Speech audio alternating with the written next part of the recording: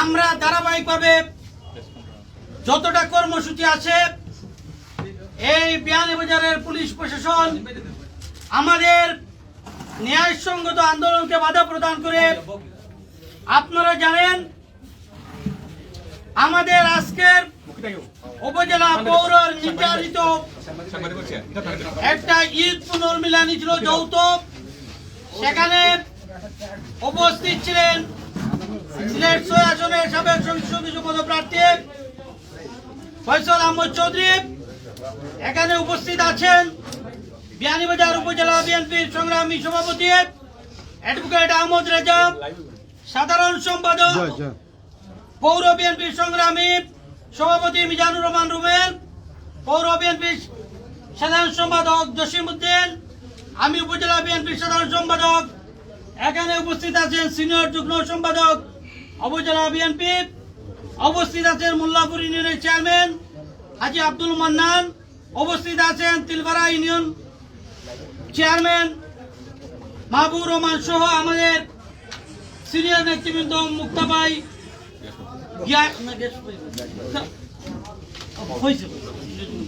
সহ আমরা প্রত্যেকটি ইউনিয়নের সভাপতি সম্পাদক অঙ্গ সহযোগী সংগঠনের নেতৃবৃন্দ বিশাল আকারে ইউসুফ কমপ্লেক্সে আমরা আমাদের নির্ধারিত প্রোগ্রাম ছিল, সেখানে পুলিশ গিয়ে দুই দিকে তালা মেরেছে। আমরা হাজারো লোক এখানে উপস্থিত হয়ে আমরা প্রোগ্রাম বাইরে করেছি, আবারও তারা গিয়ে বাধা প্রদান করেছে। এক এক সময় এক এক কথা বলে বিভিন্ন ইউনিয়নে যাও, পৌর সভার ভিতরে করতে পারবে না। আমাদের জাতীয়তাবাদী দল একটা নিবন্ধিত এই বাংলাদেশের জনপ্রিয় দল, তিনবার এই দেশের ক্ষমতায় মসনদে এসেছে। এদেশের মানুষের অধিকার আদায়ের আন্দোলনে এখনো সংগ্রাম করে যাচ্ছে।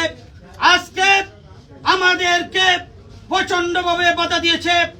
এখানে প্রেস ক্লাবে আসার পথে তারা একজন আমাদের নেতাকে ধরেছিল, আবার আমরা শুনেছি ছেড়েছে। এই নির্যাতনের প্রতিবাদে আজকের আমাদের তাৎক্ষণিক এই প্রেস কনফারেন্স, এই কনফারেন্সে আমি অত্যন্ত সংক্ষিপ্ত আকারে আমাদের বক্তব্য রাখার জন্য উদাত্ত আহ্বান জানাচ্ছি। বিয়ানীবাজার উপজেলা বিএনপির সংগ্রামী সভাপতি অ্যাডভোকেট আহমদ রেজা।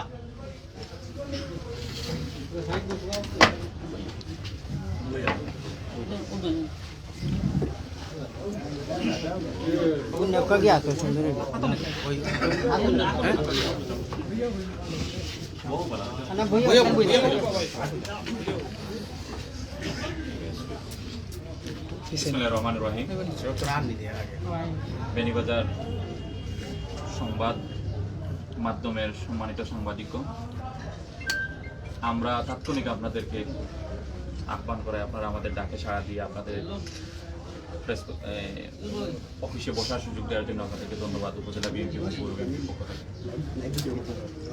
আপনারা জানেন অবশ্যই যে গতকাল থেকে আমরা কাজ করতেছি। আজকে আমাদের ঈদ পুনর্মিলনী অনুষ্ঠান ছিল উপজেলা এবং পৌর বিএনপি। এই জায়গায় আমাদের সম্মানিত প্রধান অতিথি হিসেবে উপস্থিত ছিলেন বিগত সংসদ নির্বাচনে দানব শীষের কাণ্ডারি, সিলেট ৬ গোলাপগঞ্জ বেনিবাজারে দানের শীষের প্রতীকের প্রতিনিধিত্ব করেছেন যারা ফয়সাল আহমদ চৌধুরী, উনি আমাদের প্রধান অতিথি হিসেবে উপস্থিত ছিলেন, থাকার কথা ছিল। গতকাল রাতে আমাদের নেতৃবৃন্দের সাথে যোগাযোগ করে প্রশাসন থেকে বলা হয়েছিল যে আমাদেরকে সেন্টারের যে অনুমতি ছিল, সিলেটে আমরা এটা পারমিশন নিয়ে আসছি, অবহিত করেছি, সেই অনুমতি সাপেক্ষে আমরা সেন্টারের প্রস্তুতি নিয়েছিলাম, আমাদেরকে সেন্টারে করতে দেওয়া হবে না। তখন আলাপ আলোচনার মাধ্যমে বলা হয়েছিল যে আমাদের পৌরসভাপতির সাথে আলাপ আলোচনা হয়েছিল যে আপনারা পৌরসভার বাইরে নিকট কোনো একটা জায়গায় করে ফেলেন, আমাদের কোনো আপত্তি নেই, পৌরসভার ভিতরে সমস্যা আছে প্রশাসনিক, আমরা দিতে পারব। এরই আলোকে আমরা নয়াবাজার বশির আব্দুল্লাহপুর ওই জায়গায় আমরা রাত্রে 2টার দিকে, এটা 1টা থেকে 2টার ভিতরে এটা সিদ্ধান্ত হয়, তখন আমরা রাত্রে তাৎক্ষণিক সিদ্ধান্ত নেই এবং প্রস্তুতি নেই যে আব্দুল্লাহপুর বাজারে ওই জায়গায় প্যান্ডেলের প্রস্তুতি হয়। মোটামুটি যখন 12টার দিকে কাজ শেষ পর্যায়ে আমাদের প্রোগ্রাম শুরু হয়ে যাবে একটা নামাজের পর, তখনই প্রশাসনের কর্মকর্তাগণ ওই জায়গায় গিয়ে আমাদের টোটাল প্যান্ডেল টেন্ডেল মাইক টাইক সবগুলা জব্দ করে আমাদেরকে ওই জায়গায় করতে দেওয়া হবে না, মোটামুটি ওনাদের সিদ্ধান্ত জানানো। তখন আমাদের সেন্টারটাও আমাদের বুকিং, ওই জায়গায় আমাদের প্রস্তুতি। সেন্টারে আমাদের নেতাকর্মীদের জন্য প্রায় 1000 খানিক নেতাকর্মীর জন্য খাবার দাবার পাক করা ছিল। ওইগুলো আমরা প্যাকেট টেকেট করা বা যে ফসল ভাই এই জায়গায় আসছে, উনি নেতাকর্মীর সাথে কথা বলছেন আমাদের পর, তখন ওনারা ওই জায়গায় গিয়ে আমাদের খানা দেন যে এই জায়গায় কেন দাঁড়াই। আমরা বললাম যে সেন্টারটা তো আমাদের বুকিং ছিল, আপনারা প্রোগ্রাম করতে দেন নাই, দুদিকে তালা ঝুলাই দিয়েছেন। মানে আমাদের তো খাবার দাবার গুলো তো নিতে হবে, নেতাকর্মীরা বৃষ্টির মাঝে কোথাও যেতে পারবে না, আমরা প্রেস ক্লাবে চলে যাব, আমাদের এই সময়টুকু দিন। এই ধৈর্যটুকু ওনাদের মধ্যে ছিল না, এই সৌজন্যবোধটাও ছিল না। রাস্তায় আমরা আসার সময় আমাদের একজন কর্মীকে ওনারা রাখতাম আমাদের পিছন থেকে, তারপরে আমরা যখন ঘুরে যাই ফসল ভাই শো, তখন আবার ছেড়ে দেওয়া হয়। এখন তো আপনাদের সামনে আসছি, আমাদের মূল কথাগুলো আমাদের আজকের প্রধান অতিথি আপনাদের কাছে তুলে ধরবেন, কিন্তু আপনাদের মাধ্যমে আমরা এই কথাই বলতে চাই, দেশের গণতন্ত্র সার্বভৌমের জন্য আমরা বিএনপি কাজ করতেছি। আমাদের নেত্রী এখন বন্দী নামক কারাগারে, আমাদের ভারপ্রাপ্ত চেয়ারম্যান দেশের বাইরে। আমরা আগামী নির্বাচন সুষ্ঠু, অবাধ, নিরপেক্ষ তত্ত্বাবধায়ক সরকারের অধীনে করার জন্য যত আন্দোলন সংগ্রাম আসবে সবগুলো বাস্তবায়নের জন্য আমরা উপজেলা এবং পৌর বিএনপি বদ্ধপরিকর। আমরা মাঠে আছি, আমরা মাঠে থাকবো, মাঠ থেকে আমরা কোনো অবস্থাতে চলে যাব না। আমরা আশা করব আপনারা সাংবাদিকরা, আপনারা দেশের জন্য কাজ করছেন আমাদের মতো, আপনারাও আমাদের সাথে থাকবেন। বস্তুনিষ্ঠ সংবাদ যেভাবে পরিবেশন করে যাচ্ছেন, আগামীতেও আমাদের সংবাদগুলা তুলে ধরবেন, যাতে জাতি সমাজ দেশ দেখতে পারে আমাদের কার্যক্রমগুলো। আর আমি কথা না বাড়িয়ে আমাদের প্রধান অতিথি আপনাদের মূল কথাগুলো বলবেন। আপনারা সকলে এই জায়গায় উপস্থিত হওয়ার জন্য ধন্যবাদ জানিয়ে আমি আমার কথা শেষ করছি। ধন্যবাদ সভাপতিকে। আমি আরো একটু অবগত করি, আমাদের প্রেস ক্লাবের সাধারণ সম্পাদক মিলাদ মোহাম্মদ জহিরুল ইসলামের কাছে কালকে পুলিশ সুপার থেকে আমাদের যে অনুমতিটা এসেছিল, ওনাকে প্রথমে আমরা ওনার কাছে দিয়ে যাই, অবগত করি। এটা সাংবাদিক মহলেও সবাই জানে। এখন আমাদের এই আজকের এই প্রেস ক্লাবের গুরুত্বপূর্ণ সংবাদ সম্মেলনে বক্তব্য রাখবেন বিয়ানীবাজার গোলাপগঞ্জের কৃতি সন্তান সিলেট সে আসনের বিগত দিনের দানের শীষে কান্ডারি জনতা ফয়সাল আহমদ চৌধুরী। প্রথমেই ধন্যবাদ জানাচ্ছি ঐতিহ্যবাহী বিয়ানীবাজার উপজেলার প্রেস ক্লাবের সম্মানিত সাংবাদিক এবং ইলেকট্রনিক মিডিয়া সহ যারা আজকের এখানে উপস্থিত আছেন সবাইকে। কারণ আমরা, আপনারা জানেন, ইতিমধ্যে আমাদের প্রেসিডেন্ট এবং সাধারণ সম্পাদক বর্ণনা করেছেন কী পরিস্থিতির মধ্যে আমরা আজকে এখানে উপস্থিত হয়েছি।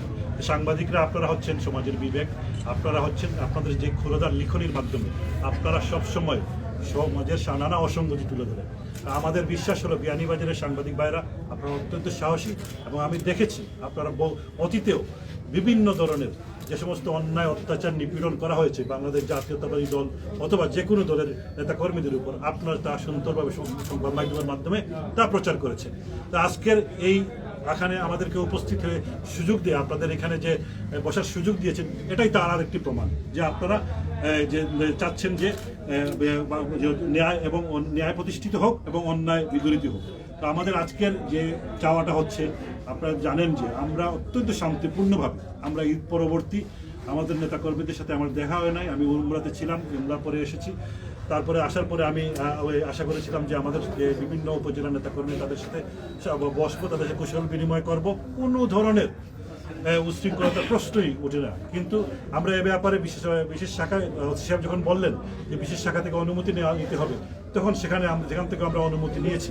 নেওয়ার পরে রাত্রে থেকে আমাদের নেতাকর্মীরা কেউ কিন্তু এখানে ঘুমায় নাই কালকে সারা রাত্র, কারণ তারা একটার পর একটা বাধাগ্রস্ত করেছে। প্রথমে রিসিভ সেন্টারের মালিককে তারা হুমকি দিয়েছে যে এখানে বন্ধ করতে হবে, তাহলে উনি যেহেতু এটা মানেন নাই, তারপরে তারা এখানে তালাবদ্ধ করেছে এবং আমাদের যাতে না ঢুকতে পারে সেই জন্য ব্যবস্থা নিয়েছে। পরে আমি আলাপ করেছিলাম, উনি বললেন যে আপনারা এখানে করতে পারবেন না, অনুমতি নাই, ইউনিয়নের অনুমতি নিতে হবে, এই মানে নানা ধরনের কথাবার্তা বললেন।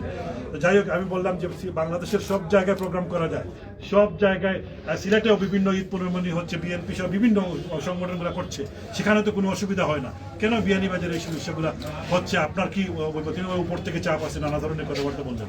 তো আমি বলতে চাই যে আসলে আমরা বিএনপি শান্তিপূর্ণ আন্দোলনে বিশ্বাসী, কিন্তু আমরা চাই না কোনো অবস্থাতে কোনো ধরনের বিয়ানীবাজারের শান্তি শৃঙ্খলা কোনোভাবে বিঘ্নিত হোক।